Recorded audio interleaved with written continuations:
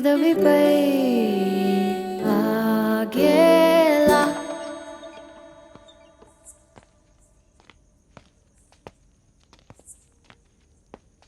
I'm very happy. Thank you.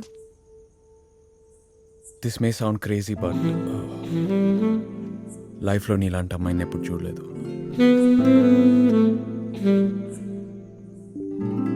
ఆ కళ్ళకే పడిపోయా.